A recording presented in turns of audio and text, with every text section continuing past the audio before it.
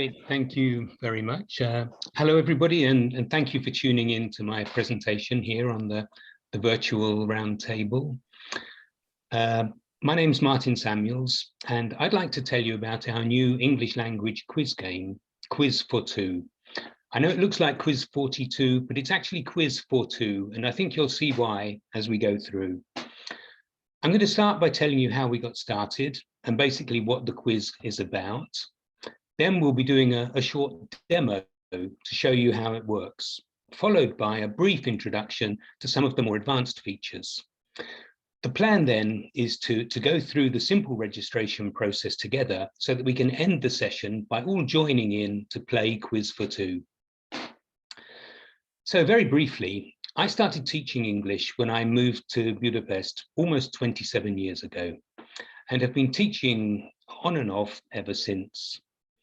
I read something somewhere a few years ago, probably on the net, about Hungary being in the bottom 3 of foreign language speakers in the European Union.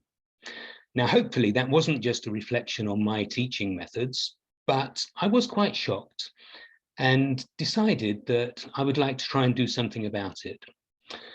That was when I first came up with the idea for Quiz42, not thinking at the time that the potential market was far greater than the few million people who are learning English in Hungary.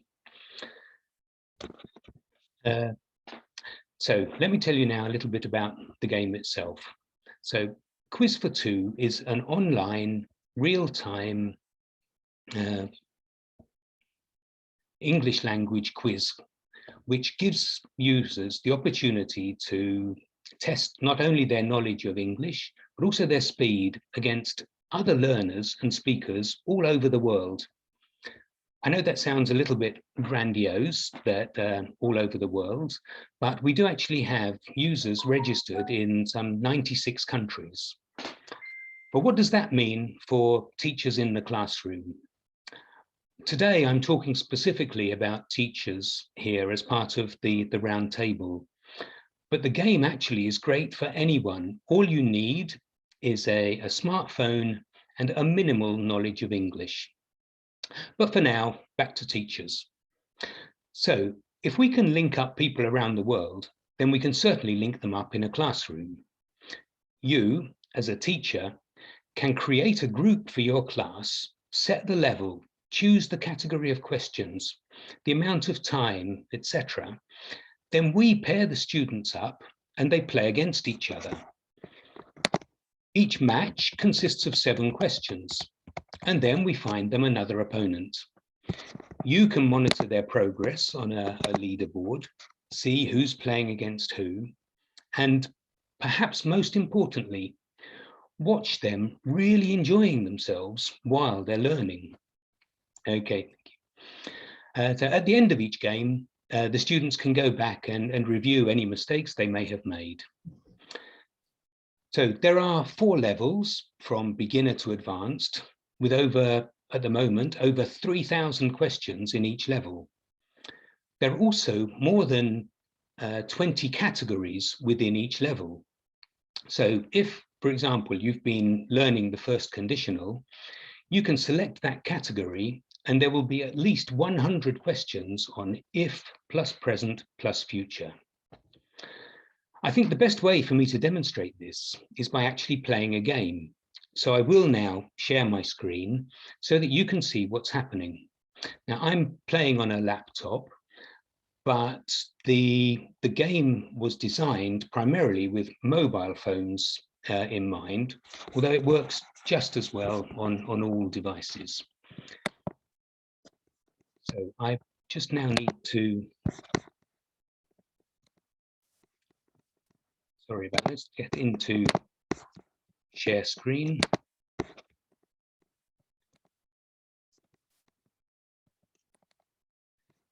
So you should now have the Quiz42 opening page in front of you. You need to log in. So I'll do that. And the easiest way is to continue with email.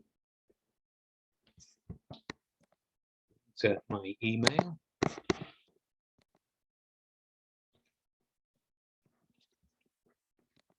And log in. And now this is the landing page, and we should be ready to go.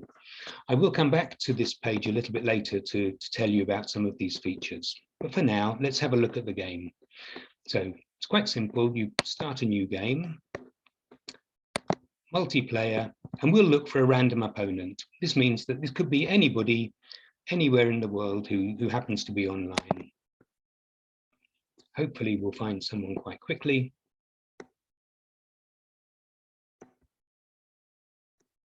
Yes, we found Lily. So now the game is going to start very quickly, and you have to be quick because time counts.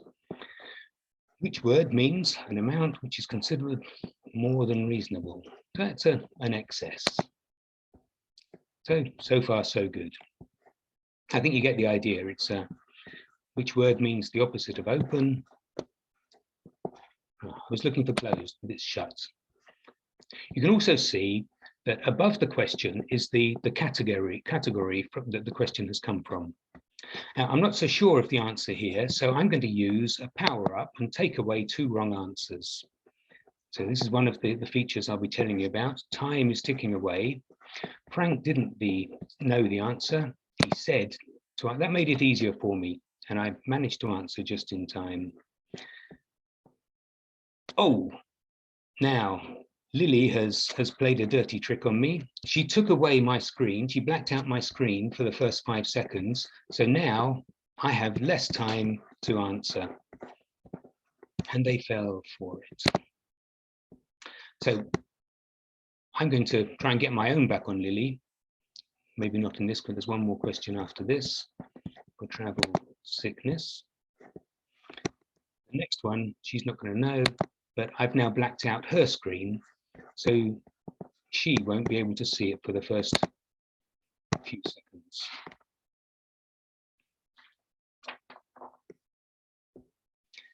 Now, I want to deliberately make a mistake here so that I can show you at the end of the game. Now, as I said, each game consists of 7 questions. And at the end, you can see that, oh, I managed to win that one. I can either ask for a rematch, I can start a new game, or I can go back to the dashboard. I can also go through and have a look at the mistakes I made.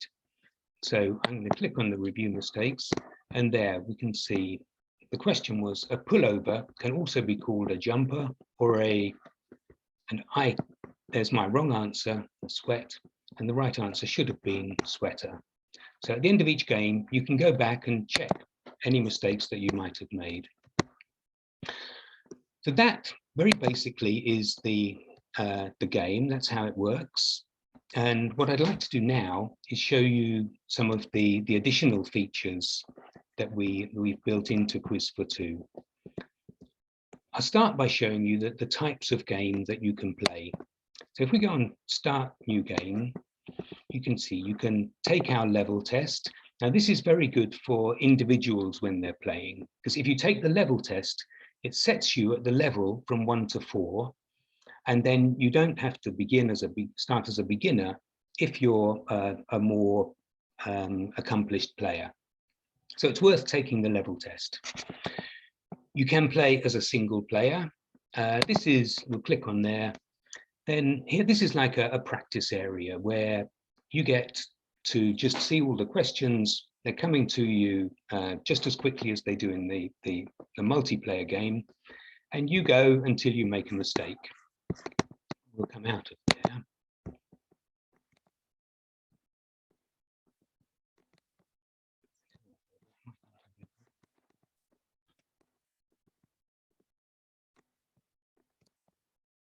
Sorry about that. Yeah. And my favorite is the multiplayer. Now, this is where the fun really starts. If we go on multiplayer, you can see that you have a number of options as to how to play. You can play against a random opponent, which is what I did and found Lily online. You can play against a friend. Now, if you want to play with a friend, you have the option to create a room, and we generate a code for you. You then send that code to the person you want to play against. I'll go back here and I'll pretend that I'm the person who somebody's inviting to play. I go on the find opponent, enter the room code, connect, and the game starts automatically, and we can play against someone that we know. The other function, and this is probably the one which is going to be most useful for teachers, particularly people who teach in groups, obviously, is our group game.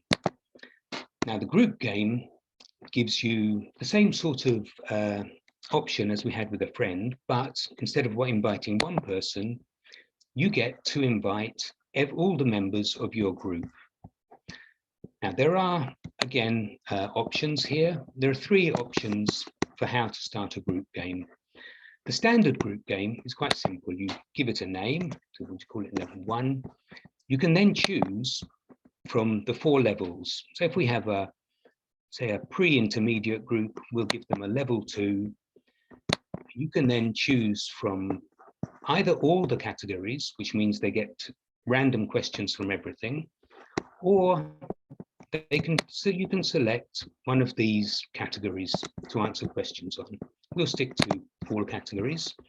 You don't need a password, it's there, but you can if you want to. And then you create the room, and again, you have a code.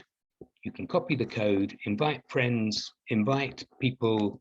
If you're in a classroom, you can just maybe share this code, writing it on the board. If you're online, you can either share your screen or send it to people. You can also do that within the game. I'll show you that a little bit later. So I want to exit that game because we're running out of time. I didn't tell you about the other group games. You can start a competition, a tournament, where you have several rounds. Each round, half the players are knocked out, and you go through until you have 1 person left. You can also customize the game so that you have maybe you can limit the amount of time, you can limit the amount of players, you can limit the amount of games that people play, so that everybody will play 5 games. So I know I've been told that time is ticking on, so I'd like to go back to the dashboard and just very briefly tell you about some of the other features before we register to play. You have a list of achievements. At the moment, this list is rather short. We'll be adding to these very shortly. Now, the achievements are very important because those give you the chance to earn points, which give you the chance to exchange those for the power-ups, which we saw, the blackout and the 50-50. We have a news feed. Here we regularly post articles, either about anything that's new in the game, or maybe something interesting from the English-speaking world. There's a statistics page. Now, on the statistics, the top section, this is for people who are playing as individuals. Below that, we go down to league tables. At the moment, we only have the overall league table available here. There you can see Sammy, who I was playing as, not doing so well. There's Lily above me. But there will also be monthly and weekly league tables introduced very shortly. Now, if I go back to the dashboard, so that's the statistics. Every player gets a profile page. So on your profile page, you have a number of options, things that you can change, things that you can adapt. You can see, it shows how you can change things. Go back. You can see your statistics. You can see the achievements that you've achieved, any badges you've earned, and a coupon page. Now, the coupon page is important because when you reach an achievement, we send you a notification with a coupon, and the coupon, you can redeem the coupon here, and then that will appear on your achievements. Notifications It's quite straightforward. You receive a notification. We'll see how that works. Now, we also have a community page. Now, the community page is good because this is where you can see friends that you've invited. We can add a friend. We'll see that we could add Lily here because she's been playing. We can chat, so I can chat with anybody that I'm connected to. I'd like to show you these, but I don't think time will allow it. There's one more button here, which is the store. Now, these figures at the moment aren't fixed. This is still under construction, but I wanted to tell you about it. Quiz42 itself is free to play and will always be free to play. That is our plan. We don't want people to have to pay to play Quiz42. What they can do is they can purchase power-ups online. So the blackout and the 50-50, there will be other options as to changes you can make to your profile, and all those can be paid for using our internal currency. And you can earn internal currency by playing lots and getting points for the game, and also by purchasing them online. Right, I know this is a lot to take in one go, but I do want to give everybody the chance to try and play. So what I'll do, I'll log out from here, and then I'd like you all to go into the web, either on your phones or laptop, tablet, whatever device you have at hand, because they all work just as well.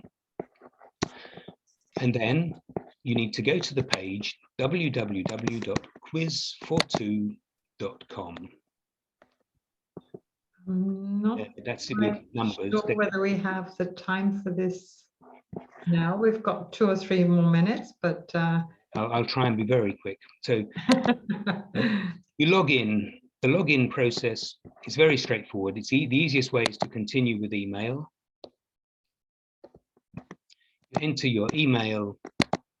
I think when you register for the first time, it asks you your name, a username, and a password. The password must be at least 6 characters.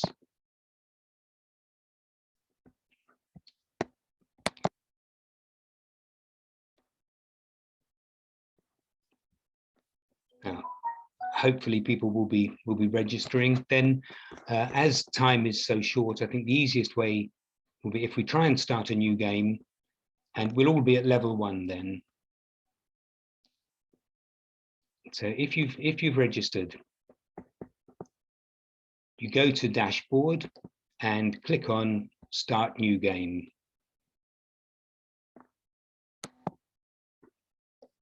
You then get the options of which type of game you'd like to play. The best type for us here is the multiplayer, and to click on a random opponent, because we want people, we want to see who's out there, see whether we get anyone to play against. Hopefully people will have been able to register. So I've got an opponent, and here we go. As you can see, it's I think the game itself is quite straightforward. This one, it's countable and uncountable. So a cat is an animal.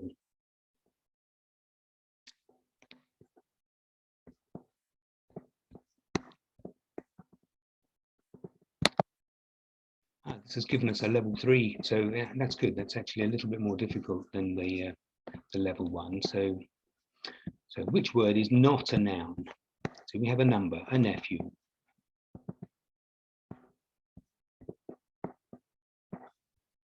Actually, these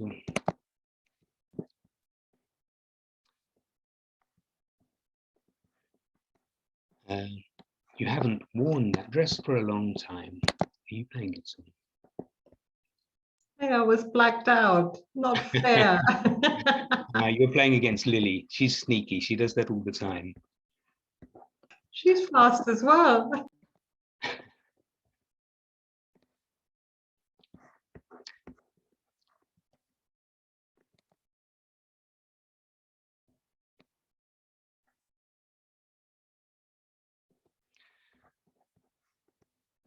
minutes ago. There, and this game's come to an end. Now, once you've played a game, oh, that was very close. Arita, it was a brilliant game. Well played. As you hear, I managed to get an extra bonus because if you don't make a mistake, you get extra points. So you could then go back. You can go back and review any mistakes. You can ask for a rematch, or you can start a new game and look for a new opponent. Do you actually find opponents all the time, or is it possible that you don't get one? You'll always find someone. It's not always very easy. Maybe it may take a little bit longer, but after a while, you will find somebody will be there. Sometimes it comes up very quickly. Sometimes it takes a little bit longer. I see I got a notification there that Harita has sent me a friend request. So, and I have the notification here. So there we see that I can accept. You can either accept or deny the friend request. I obviously want to accept. But the important thing is that these random opponents are real people. Is that correct? It's not a bot or something. That's a very good question. I'm not quite sure how to answer that one here. We have got there are bots because at the moment we're still very much at the early stage. So I don't want to. I'm not going to lie about it. There are bots, so that if I think after 20 seconds, if you don't find anybody after 20 seconds, if we can't find you anybody, then you will play against a bot. But the game works pretty much the same way, and sometimes the bots can be quite good at this. Good at blanking you out. So thank you so much for this presentation. There is another question in the text chat. Perhaps if you could stay behind and type the answer in text chat as well for the participant, that would be lovely because we have to move on. I'd love to. It would be my pleasure. And Martin, thank you. This game has been developed by yourself, right? So, yeah. And if as we are presenting at the virtual roundtable, we're presenting tools. I found this so special that Martin came up and said, look, I've developed my own tool because I couldn't find what I wanted. So I've developed it myself. And he spent a lot of years, a lot of money, and a lot of sweat and blood and heart in this game. And so it's wonderful if we can give him some feedback on what we think about it and how we like it. That's so great. That would be great. Yes. The best way for us to improve the game is to get feedback and to hear from teachers, players, anybody who's given it a try. It's we've done a lot of testing and we've had a lot of positive feedback. We do get ideas that way. So anybody who's got any ideas, please feel free to contact me. But do I understand this right? You're out of beta. You're already in productive. You're already like finished with the development, right? Sorry, I missed that. Are you out of beta? Beta is the testing. Yes, stage. You're already in the productive stage, right? Our final version is just about ready to launch, basically. We do have a few adjustments to make, and we've been hit a little bit by COVID now because we can't get into schools that's what we rely on to test these versions. The group games, to be perfectly honest with everybody, the group games haven't been tested fully yet. So there may be gremlins out there. I haven't, as I say, I normally go into schools, get groups of 50 to 100 kids together playing, and then any little errors there may be in the program come out straight away and we can correct them. We haven't had the chance to do that because of COVID. We've tried it online, but it's not the same as actually being there and having a group in front of you. So yeah, basically what you see now is very, very near to what the final product will be. Excellent. Thank you so much. Thank you for the opportunity, Heike. I hope everybody enjoyed it. And as I say, please feel free to contact me with any information or any questions that you may have. Great. Okay.